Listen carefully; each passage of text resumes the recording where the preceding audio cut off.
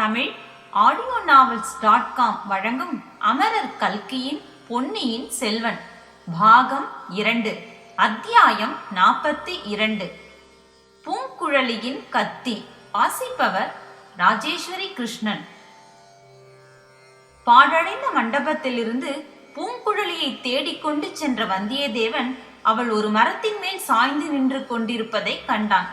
லேசான விம்மல் அவளிடமிருந்து வந்து கொண்டிருந்தது. குரலை மிகவும் நயப்படுத்திக் கொண்டு பூங்குழலி என்றான். சத்தம் கேட்ட பூங்குழலி திடுக்கிட்டு திரும்பி பார்த்தாள். நீதானா என்று சொல்லி மறுபடியும் திரும்பிக் கொண்டாள். நான் தான். என் பேரில் உனக்கு என்ன கோபம்? உன் பேரில் எனக்கு எந்தவித கோபமும் இல்லை. பின்னே ஏன் உனக்கு இவ்வளவு சிடுசிடுப்பு? எனக்கு ஆண் பிள்ளைகளை கண்டாலே பிடிக்கவில்லை. இளவரசரை கூடவா?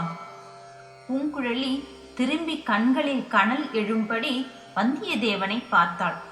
ஆமாம், அவரைத்தான் முக்கியமாக பிடிக்கவில்லை என்றாள். அப்படி அவர் என்ன குற்றத்தை செய்துவிட்டார்? என்னை அவருக்கு ஞாபகம் இல்லை. என்னை அவர் முகமெடுத்து கூட பார்க்கவில்லை. உன்னை அவருக்கு நன்றாய் ஞாபகம் இருக்கிறது. நான் உன்னை பற்றி கூறியதும், ஓ சமுத்திரகுமாரியை எனக்கு தெரியாதா என்றார். பொய் சொல்லுகிறாய். நீயே நேரில் வந்து கேட்டுக்கொள். என்னை நினைவிருந்தால் ஏன் என்னிடம் ஒரு வார்த்தை கூட பேசவில்லை? அவர் பேசினார், நீதான் மறுமொழி சொல்லாமல் ஓடி வந்து விட்டாய். அந்த மாதிரி பேச்சை நான் சொல்லவில்லை. தெரிந்தவர்களை பார்த்தால் என்ன ஏது என்று விசாரிப்பது கிடையாதா? நீ சொல்லுவது பொய். அவர் என்னை முகமெடுத்தே பார்க்கவில்லை. பூங்குழலி, அதற்கு ஒரு காரணம் இருக்கிறது. என்ன காரணம்? இளவரசருக்கு இப்போது ரொம்ப கஷ்டகாலம். யார் சொன்னது? எல்லா ஜோசியர்களும் சொல்லி இருக்கிறார்கள். குடந்தை ஜோதிடர் என்னிடமே சொன்னார். உன்னிடம் என்ன சொன்னார்? இளவரசருக்கு கொஞ்ச நாள் வரையில் கஷ்டத்துக்கு மேல் கஷ்டமாக வந்து கொண்டிருக்கும் என்று சொன்னார். அவரை சேர்ந்தவர்களுக்கெல்லாம் கஷ்டங்கள் வரும் என்று சொன்னார்.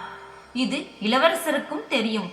ஆகையினால் அவர் யாரும் தம்மோடு சிநேகிதமாக இருப்பதை விரும்பவில்லை. தமக்கு வரும் கஷ்டம் தம்மோடு போகட்டும் என்று நினைக்கிறார். நீ மட்டும் ஏன் அவரோடு சிநேகமாய் இருக்கிறாய்? நீ சற்று முன் பார்க்கவில்லையா? என்னையும் சண்டை பிடித்து துரத்த அவர் பிரயத்தனப்படுகிறார். நடுச்சாலையில் ஒரு காரணமும் இல்லாமல் அவர் என்னோடு கத்தி சண்டை போட்டார். நீங்கள் வந்ததினால் சண்டை நின்றது. அவர் துரத்தினாலும் நீ அவரை விட்டு போக மாட்டாயா? மாட்டவே மாட்டேன். அவருக்கு வரும் கஷ்டங்களை எல்லாம் நானும் பகிர்ந்து அனுபவிப்பேன். அவரை உனக்கு அவ்வளவு பிடித்திருக்கிறதா? ஆமாம், ரொம்ப ரொம்ப பிடித்திருக்கிறது. எதனால் பிடித்திருக்கிறது? காரணம் சொல்ல தெரியாது. அவரை பார்த்த உடனேயே அவர் மேல் பிரியம் ஏற்பட்டு விட்டது. எனக்கும் அப்படித்தான் என்றாள் பூங்குழலி. உடனே தான் அவ்விதம் மனம் திறந்து சொல்லிவிட்டதை பற்றி வருந்தி உதட்டை கடித்து கொண்டாள். உனக்கு இளவரசரிடம் பிரியம் என்று எனக்கு தெரியும். ஆகையினால் தான் உன்னை அழைத்து போக வந்தேன். என்னுடன் வா. வரமாட்டேன் என்று பூங்குழலி அழுத்தம் திருத்தமாக சொன்னாள். வராவிட்டால் பலவந்தமாக உன்னை பிடித்து இழுத்து கொண்டு போவேன். அருகில் நெருங்கினால் இதோ கத்தி இருக்கிறது, ஜாக்கிரதை என்று பூங்குழலி தன் இடுப்பில் சொருகியிருந்த கத்தியை எடுத்து காட்டினாள். பாவி பெண்ணே, எதற்காக என்னை குத்தி கொள்ள வருகிறாய்? இளவரசரிடம் உன்னை பற்றி ஞாபகப்படுத்தினேனே, அதற்காகவா? நீ பொய் சொல்லுகிறாய். அவரிடம் என்னை பற்றி நீ ஒன்றுமே சொல்லவில்லை. போனால் போகட்டும். இளவரசரை பிடித்து கொண்டு போக 2 கப்பல்கள் வந்திருப்பதாக சொன்னாய் அல்லவா? அதை அவரிடம் வந்து சொல்லிவிட்டு அப்புறம் எப்படியாவது தொலைந்து போ. எல்லா விவரங்களும் சேனாதிபதியிடம் சொல்லிவிட்டேன். இளவரசர் உன்னிடம் நேரில் கேட்டு அறிய விரும்புகிறார். அவர் முன்னால் வந்தால் நான் ஊமையாகி விடுவேன். ஊமைச்சிகளிடத்தில் இளவரசருக்கு ரொம்ப பிரியம். சீச்சி, நீ பரிகாசம் செய்கிறாய் என்று சொல்லி பூங்குழலி கத்தியை ஓங்கினாள். அப்படியானால் நீ என்னுடன் வரப்போவதில்லையா? இல்லை. சரி, நான் போகிறேன் என்று கூறிவிட்டு வந்தியத்தேவன் 2 அடி எடுத்து வைத்தான். மறுபடியும் சற்றென்று திரும்பி பூங்குழலியின் கையில் இருந்த அவளுடைய கத்தியை பிடுங்கி வீசி எறிந்தான்.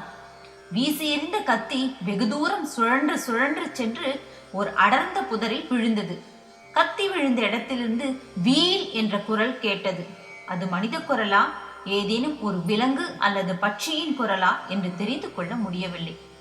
கத்தியை பிடுங்கியதும் வந்தியத்தேவனை கடும் கோபத்துடன் பார்த்த பூங்குழலி மேற்கூறிய சப்தத்தை கேட்டதும் கத்தி விழுந்த இடத்தை ஆர்வத்துடன் நோக்கினாள். பிறகு இருவரும் வியப்புடன் ஒருவரை ஒருவர் பார்த்து கொண்டார்கள். மெல்ல மெல்ல நடந்து கத்தி விழுந்த இடத்துக்கு அருகிலிருந்து புதரை நெருங்கி பார்த்தார்கள். செடிகளிலும் தரையிலும் புது ரத்தம் சிந்தி இருந்தது. மற்றபடி அங்கு மனிதரும் இல்லை, விலங்கும் இல்லை. பூங்குழலியின் கத்தியையும் காணவில்லை. பார்த்தாயா பூங்குழலி, நான் கூறியதன் உண்மை இப்போது தெரிகிறதா? இளவரசரை நாலா பக்கமும் அபாயங்கள் சூழ்ந்திருக்கின்றன. எந்த நேரத்தில் எந்த இடத்திலிருந்து எப்படிப்பட்ட அபாயம் வரும் என்று சொல்ல முடியாது. தற்செயலாக உன்னுடைய கத்தியை பிடுங்கி நான் விட்டெறிந்தேன். அதிலிருந்து இங்கே யாரோ பதுங்கிக் கொண்டிருந்தது தெரிய வந்தது. எதற்காக பதுங்கி இருக்க வேண்டும் என்று நீயே யோசித்துப்பார்.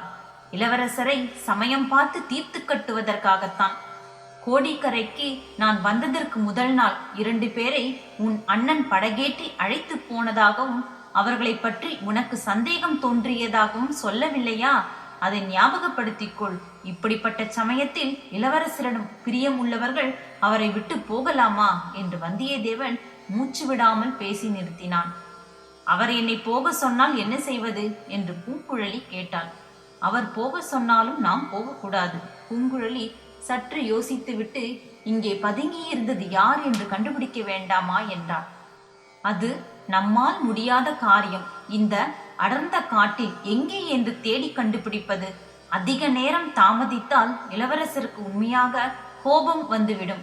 நம்மை விட்டுவிட்டு எல்லோரும் போய்விடுவார்கள். பேசாமல் என்னுடன் வா. சரி, வருகிறேன் என்று பூங்குழலி கூறினாள். இருவரும் மற்றவர்கள் இருந்த மண்டபத்தை நோக்கி நடந்தார்கள்.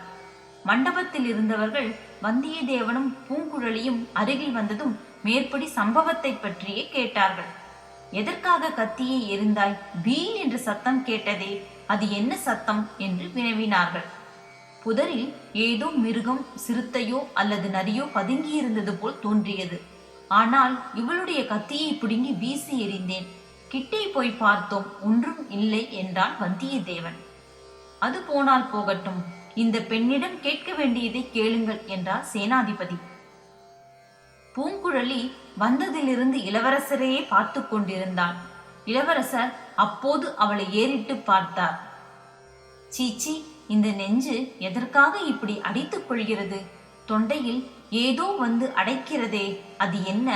கண்ணில் எதற்காக கண்ணீர் தழும்புகிறது?